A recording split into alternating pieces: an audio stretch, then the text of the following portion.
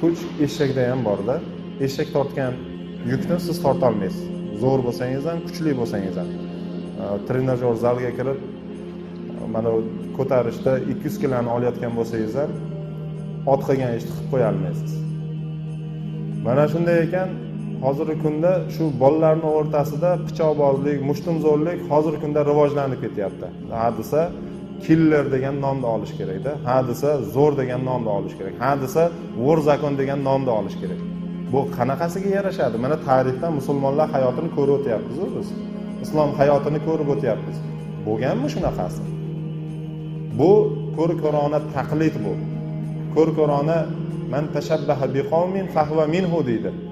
O Amerika kinolarini ko'rsangiz, shu g'ayridinlarda ishlayotgan kinolarida killerlar bo'ladi, zo'rlar bo'ladi, shtangislar bo'ladi, ana shularga taqlid. To'g'ri, kuchli musulmon bo'lishlik yaxshi, lekin yaxshi musulmon, boshqa musulmonlar uning qo'li va tilidan omonda bo'lgan musulmondir. O'sha kaltaklayotgan, o'sha urayotgan ham o'sha musulmonning bolasi. Birovni kaltaklashlik, birovni zo'rlashlik, birovni urishlik, birovni kamsitishlik bu musulmonning sifati emas. Farzandlarimizga ham tarbiya beraylikki, to'g'ri, kuchli bo'lsin, zallarga kirsin, shug'ullansin, sog'lom bo'lsin, yugursin, sportda muvaffaqiyatlarga erishsin, yurtimizning bayrog'ini baland ko'tarsin, faqat zulm qilmasin birovga. Mashinasining orqasiga qandaydir bitalarni solib yurishlik, qo'llariga karsletlarni olib yurishlik, yoniga hali pinka pichoqlarni solib yurishlik bu musulmonning belgisi emas. Balki bu qo'rqoqlikni, ojizlikni, notavonlikni belgisi hisoblanadi. Farzandlarimizga ham chiroyli tarbiya beraylik. Yaxshi bo'lsin, kuchli bo'lsin, ibodatda polvon bo'lsin, ilmli, salohiyatli bo'lsin, zehnli bo'lsin, lekin g'arbga taqlid qiladigan, zalolatni yaxshilik deb biladigan bo'lmasin.